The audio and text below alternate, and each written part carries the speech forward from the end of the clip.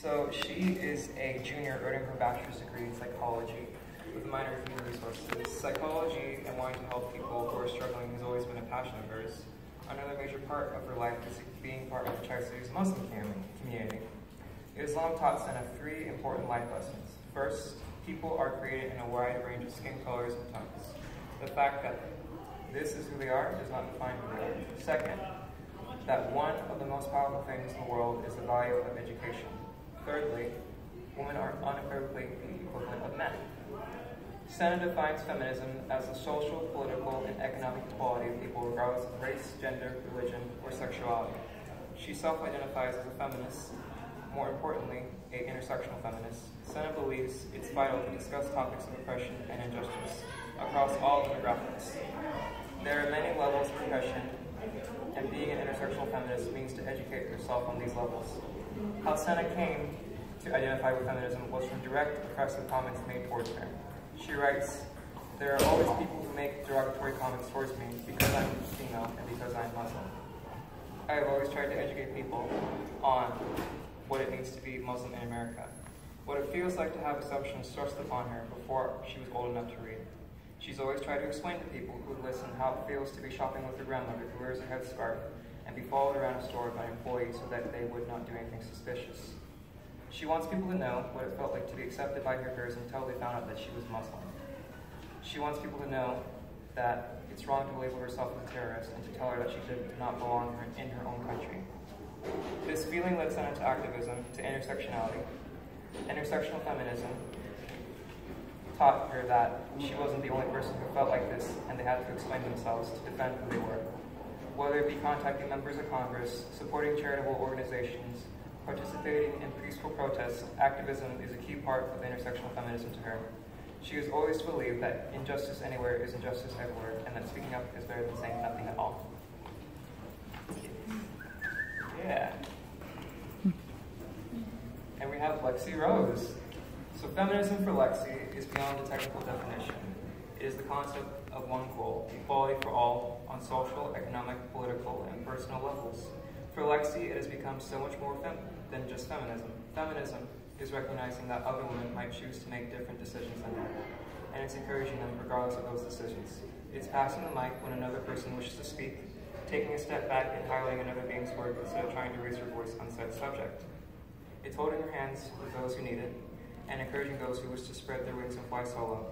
She identifies as a feminist, but she has not always. She's been a feminist for 10 months now, and she came to this realization because radical feminism to her was what scared her away from the movement. It was women that called themselves feminists and proposed things like interrupting a woman is a form of sexual harassment, and it was radical femmes that insisted on the invention of a technology that would allow babies to grow outside of a woman's body so that they could erase the male gender as a whole. But since understanding the real meaning of feminism, she has gained great knowledge and believes that intersectional feminism is the only true type of feminism. Intersectionality helps us realize and understand the way different systems of oppression overlap each other. Lexi's involvement in feminist activism is very much illustrated through her social medias, which she uses as a platform to speak on her personal beliefs, as well as spread the new word about current events. She is the youngest member of the Tri-Cities Honey Hive Puddle Network. She was involved with the Reproductive Rights magazine that was curated by a fellow feminist in which she was featured on ID magazine for. The zine was invented right after Trump was elected and was intended to inform women on where the reproductive rights stood and how they could change in a very short amount of time. She passed out the magazine at the Women's March earlier this year in Richland. Her passion for activism is quite rare for someone her age. People ask her, why do you care? Why do you post all these things? Why do you worry about it if it does not affect you? Whatever that question may be, she continues to be the one who she is and will always be vocal when appropriate and pass the mic along. She stays true to who she is and who she will become, because her main goal in life is to change the world and to make it a good place for everyone. Yeah. And then we have Jess. Yeah. Jess moved to the Tri-Cities slightly over a year ago. She is an immigration paralegal, and she is the mother of two amazing little girls. One's in the audience right now. Jessica is the Director of Communications for the Tri-Cities Young Democrats, a member of the Latino Outreach Committee and the Newsletter Committee for the Benton County Democrats Central Committee. volunteers for World Relief, and participates with various other groups and local activists in addressing issues faced by members of the community. Jessica attended North Virginia Community College and Georgia State University, majoring in women's gender and sexuality studies. She holds an associate's degree and plans to complete her bachelor's degree here in Washington. Jessica still holds on to her dreams of one day being able to practice law. Jess's interest in advocacy for women everywhere stems from her own personal life experiences. This interest grew into a passion as an adult. She has had the honor of working with victims of violence in various settings. She worked in the legal department at Mil Mujeres, a national nonprofit dedicated to helping victims of crimes in the U.S. She also had the distinct honor of working with the Cara Pro Bono project at the South Texas Family Residential Center, popularly known by activists as Baby Jail, in Dilley, Texas. Here she worked with lawyers and other immigration advocates to assist women and children in preparing for asylum and interviews. Hopefully, they're released from detention. All women she met were fleeing from extreme violence, continuous sexual assault, and extreme poverty. This she describes as her most humbling and inspiring experience. Jessica, who prefers to go by Jess, grew up in D.C. Her mother is an immigrant from Colombia and her father from Nicaragua.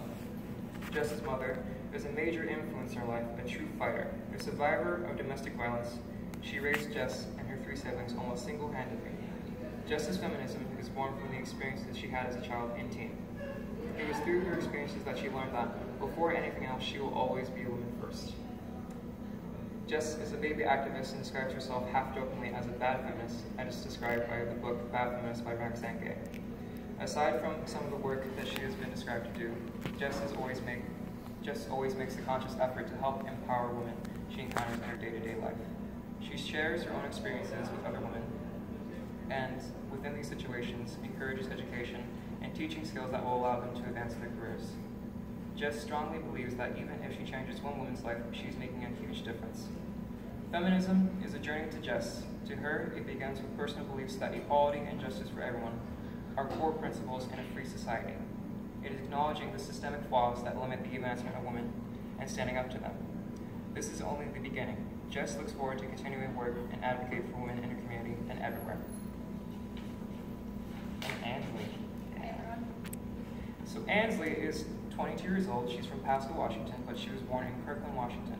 Her parents were a welder and an interior designer. Her family relocated to Pasco in 2002.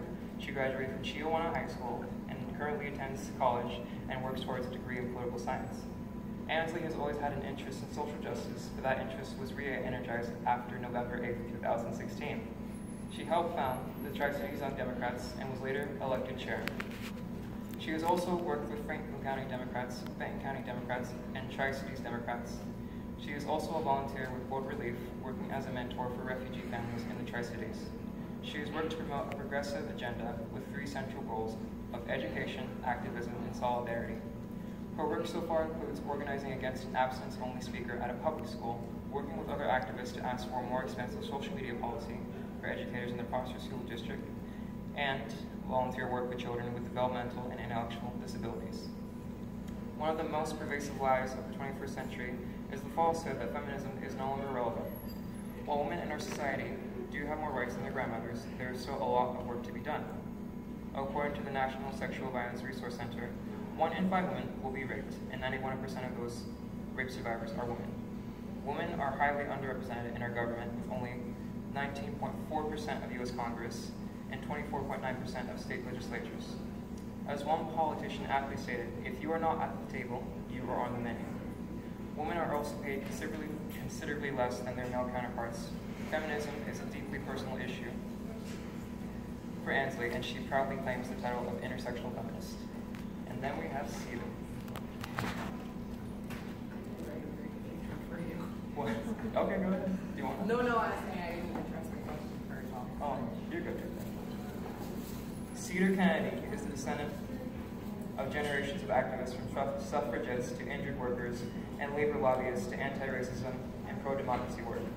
Born and raised in Seattle to a Jewish mother and a Methodist father, her early years were spent in a Norwegian neighborhood home, of which the original deed stated, "No blacks, no Jews, no Japs."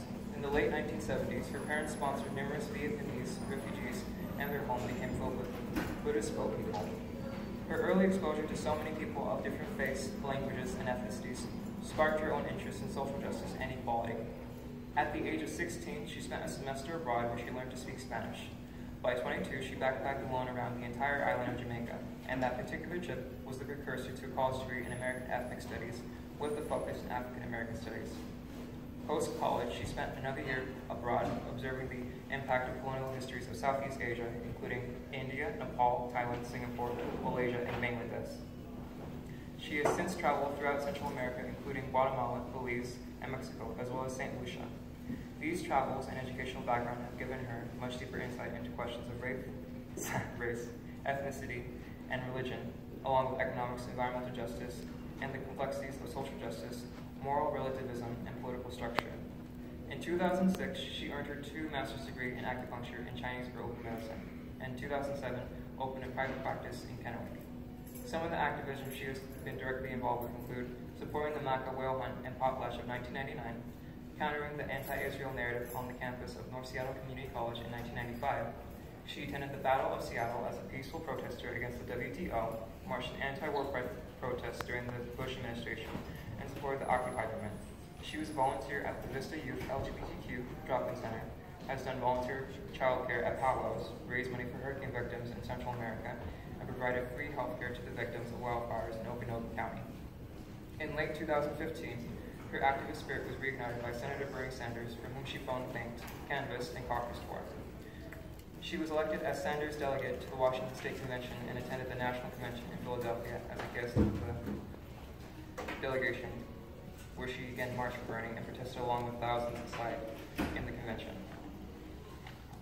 Since the presidential election, Cedar has been elected as the Eastern Washington Vice Chair of the Washington State Progressive Caucus, a constituency caucus with over 200 members. She is also the chair of the 4th Congressional District Central Committee, a 527 political action committee dedicated to getting Democrats elected in the 4th CD.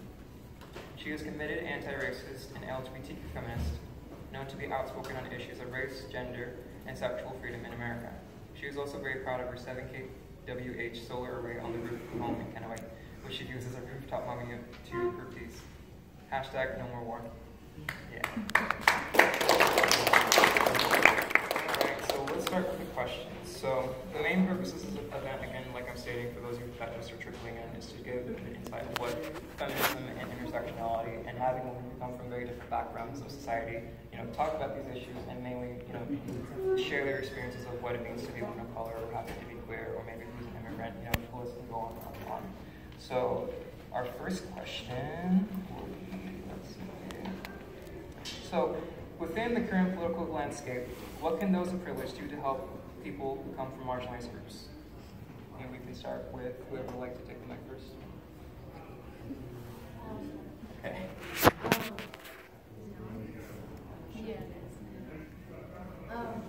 I would say that those who obtain privilege, including myself, they do a very good job at recognizing it, at least some of us, but I think that the next step you need to take after recognizing it is then using it in a way to dismantle the system, hold people accountable for using their privilege, investing your money into things that can affect the minorities in a good way.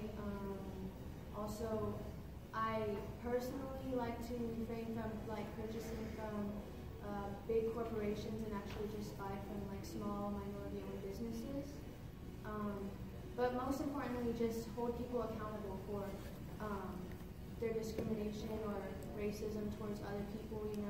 A lot of people don't really recognize what they're doing. Some of them don't even recognize their privilege, or they're very unwilling to admit that they obtained it, whether they don't know what it actually means. They think that it means that they've never worked for something in their life, that's not what it means. You can work very hard in your life and still have privilege because of the whiteness of your skin or whatever the thing is. So, anyone else care to say something? I think I'm going to mostly agree with Lexi. I think a big part of what in this landscape, what needs to be done, I think people need to, number one, yes, definitely recognize your privilege and not be afraid to tell somebody when they're maybe privileged or something along those lines, and stand up for them.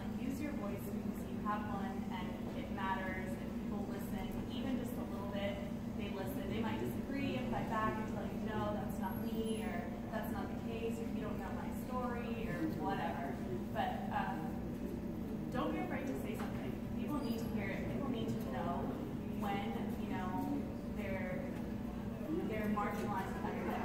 And that's kind of, especially in this climate, especially with the things that have kind of gone on, that's kind of what needs to happen.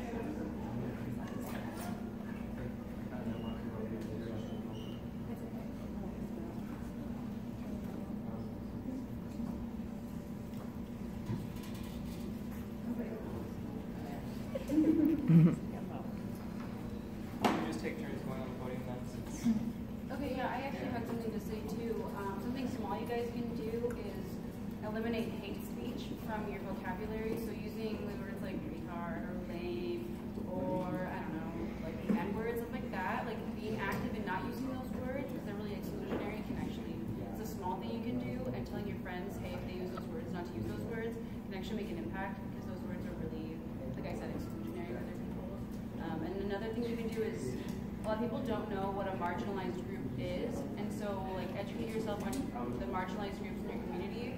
So visiting, I don't know, mosques, like homeless shelters, like know your community and know what the diversity is in your community, and understanding other groups of people can really like actually help a lot in recognizing how you're different from them, how they're different from you, and why you guys are part of this community.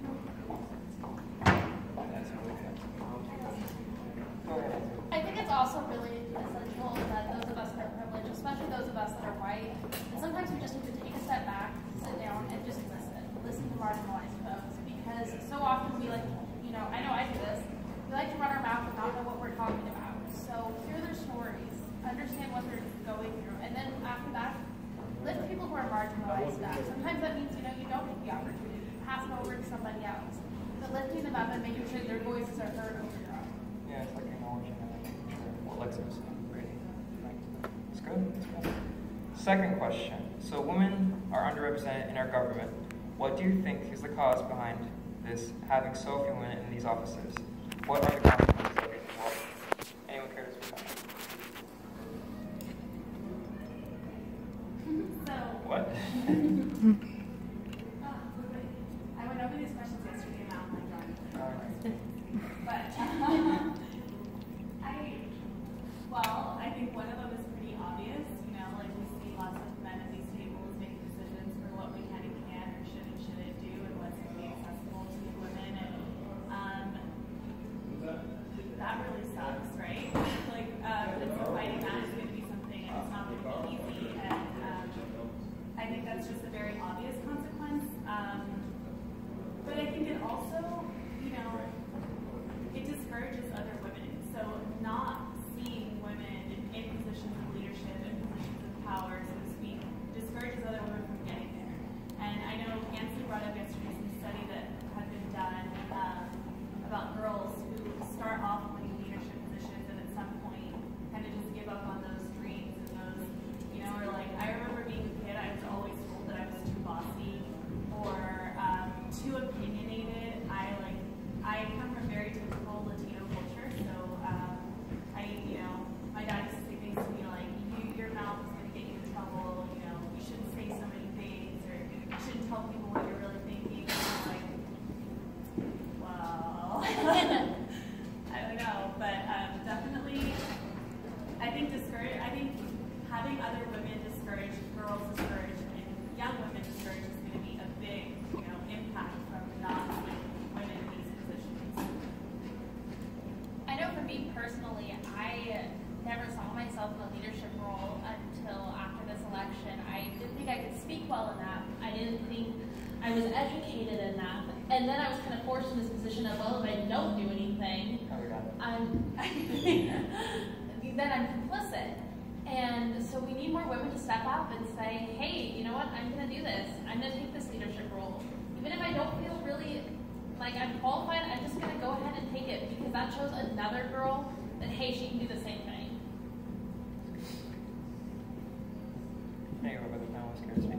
Yeah, I agree with that. I think that women lack role models, and that what tends to steer them to run for that position.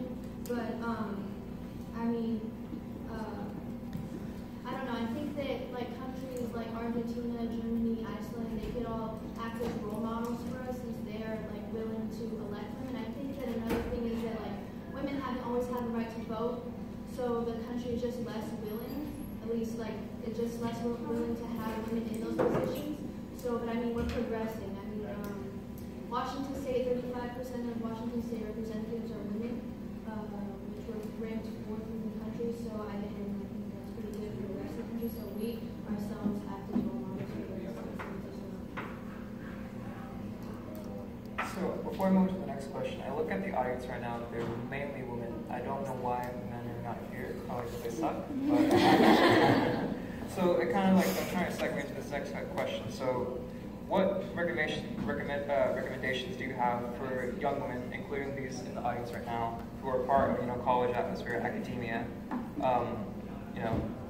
to change politics and policy aside from just rallying and protesting? Because I mean, we're all in college. We like to just like go out and throw shit and stuff. Of course, like yeah. But I mean, what are things that we can do actively that can help us share with women? Rally and protest. I mean, that's really. So, like you said, I've been here maybe over a year. I'm a DC area transplant, and nobody needed me back east, right? Because everyone is highly educated out there, and like I do schools and all this fancy things I didn't do or didn't do. And everyone thinks like I do and agrees with me, and so it wasn't a problem. And then I come here, and it's a total culture shock, and a lot of crazy things happened that I didn't realize still happened, I guess. I lived in my bubble and enjoyed it. But so some of the things that I participated in, one of the big ones is Outlook Prosser, this teacher who posts a lot of really hateful things that we're trying to get her to stop, right? So you have to just kind of get there, and I mean, so many times I've showed up at these meetings with absolutely nothing prepared to say or no thoughts. But I know I have to say something, and it just takes me 2 quick minutes to put something together, and it's an honest thought, and it's what, and it's what you really feel, and so when it's something that you're passionate about, it becomes really easy. The hardest part is showing up, and once you've showed up, then everything else just kind of flows. If it's something that you care about, obviously if it's something you don't care about, why do you plan in the first place? It's going to be questionable. But if you're passionate about it, so I do think like showing up, rally, protest, get your friends together, go to a meeting, if somebody's going to, there's going to be a speaker about something, or someone at an event you don't agree with, or that you don't think should be there, get over there and stand against them. I mean, I know it's aside from rallying and protesting, but it's still a good answer. Yeah. And I think even though no one wanted to act, we want to hear Jess. Does anyone else? I'd like to speak to this one. So my advice, I got elected as a Bernie Sanders delegate, and then the next thing you know, I was like down this rabbit hole of politics, and it's been a crazy year. It's only been a year, but I have learned so much.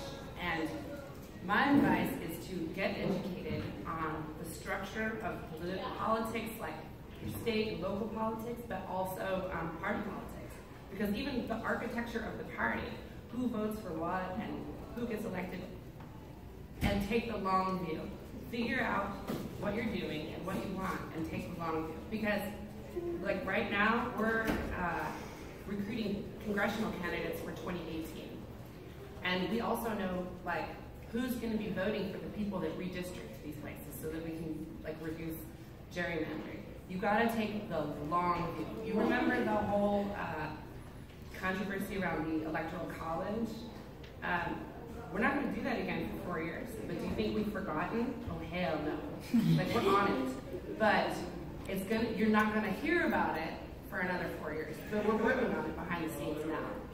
So that would be my advice. Understand the structure of the system and take the long view. And network. Because if you think that you can go from 0 to 60, it's not how it works.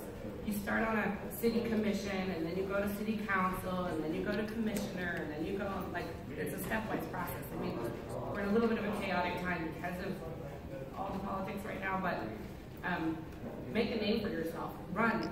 And if you lose, run again, because name recognition matters. Look at Clint Didier. Do you guys know who that is? He is this politician that runs every year for something. Lands commissioner, Congress, senator, he just keeps running. He never wins. He never wins. But it's to the point now where you think he's your congressman because you've heard his name so much. So run and loose and run and run and run and run. Yeah. I'd also like to add to that. So first of all, in the Tri-Cities, it can be really isolating. I know for myself, before I got involved in politics, I didn't know there was anyone else who felt the way I did. So please find people who share your views. They're out there. I talk to Jess and I talk to Secret every single day, and they inspire me to be a better activist, to be a better feminist. And then second of all, know that it's okay to raise some hell. About a month ago, I found out that there was a speaker for the Kennewick School District that was an abstinence-only speaker who was being paid by the school district $1,500 of taxpayers' money, and this was somebody who referred to women as sluts. This was somebody who made comments about how it was girls' faults, how boys behave, and all sorts of just horrific stuff. And so Jess and I and a bunch of other activists, we went to the Kennewick School District meeting and we raised some hell. And we pissed a lot of people off. And then what happened afterwards? I'm getting there. And that night, they voted on whether or not the speaker would be allowed to speak. And the 3 men voted for him to speak, and the 2 women voted against him speaking. And so we lost, and I went home and I was just devastated. I just kept thinking about those girls that would hear that message and the LGBT kids that would be so, discluded from that by that message, and I was so upset. And then I got off work the next day, and I looked at my phone, and the speaker had recused himself because of the controversy. So my advice to you is don't be afraid to raise hell, because it matters and it works. And he has since supposedly retired from speaking in schools. So something happened. I mean, we lost in the school board meeting that day, and it was pretty, yes, what Ansley said, the 3 men voted, but not only did the 3 men vote, there were voices raised at the women on there, and the women were talking about, sexism that they see in their personal lives, and that was dismissed by the men at the meeting. It was really shocking and disturbing, and I was so mad I couldn't even get out what I had prepared. I was pissed. There's no other way to explain it, but something worked because now he's not, doing school, at least not at schools. He's still out there spreading his disgusting message, but at least it's not at schools. That's amazing. I'm glad you guys actually were able to band together I and have stuff. one more thing about that. I think some small actions you can take would be contacting your representatives, urging them to push bills forward, addressing your concerns with them. It's a really easy thing to do, especially with that new Facebook town hall tab. You can just easily contact them. Also, you can go to door representing candidates that you support. I've always used social media as my platform, like he said, to share my activism and stuff, and I think that's one of the easiest things to do, even for something that's not committed to actually get out there and do something. You can just easily share something, but you want to make sure that the word that you're sharing is true, because if it's not, it can hurt people. And I don't know, and also just just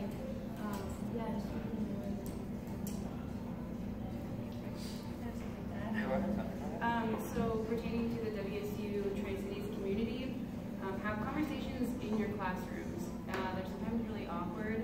I remember in my psych class we had a conversation about racism, and there was one student who was pretty convinced that there was no such thing anymore as racism. And it was a pretty diverse class, lots of Latina people and people from different areas of the world, and they were pretty serious. And so it's nice to have bring that up in the classroom setting where it's moderated by a professor. That way that you guys can talk to each other and you guys can kind of understand where that person's coming from, because we're here for a higher education, right? So we want to have these kind of conversations and learn from other people. So it definitely requires stepping out of your comfort zone. Yeah. It requires being willing to be shut down and willing to dust yourself off and get right back up and do it all over again, over and over and over.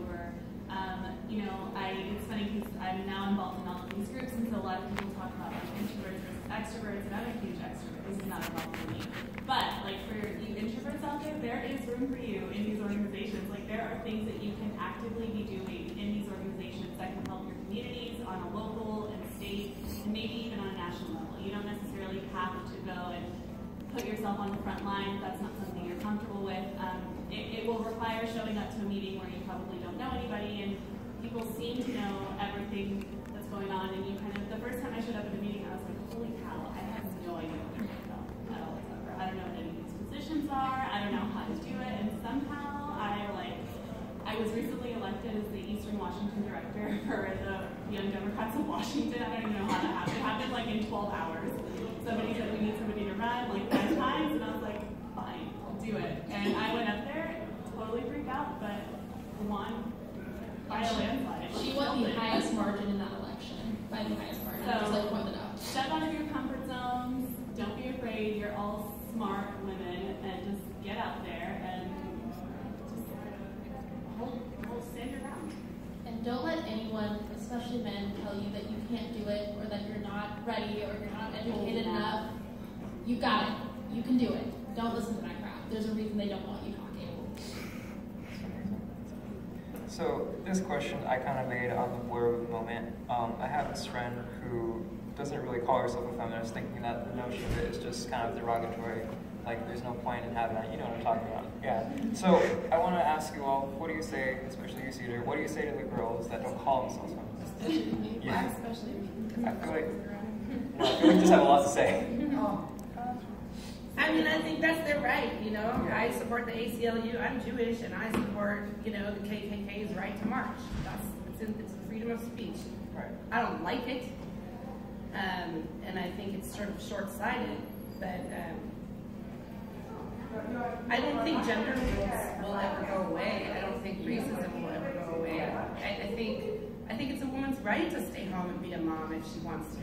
And so, you know, I personally will tell you I'm a raging feminist, and I have been for 25 years. But you know, I was raised by generations of them, so I don't really understand it. But to each their own. I would say that. Oh, sorry. No, you're good. No, you're good. I usually find that the women that disclaim feminists are usually the ones, they say their reasoning is that I'm sorry, I'm not a feminist, I don't hate men, or I just want equality for all, and it's kind of ironic, because they just don't understand the real meaning. So, did you ask what would I say to them? Yeah. What I would say to them would be to clarify that what the true meaning of feminism is. I would tell them that regardless of whatever they say, I will still fight for their rights. I would say that, I don't know, I would say that I understand.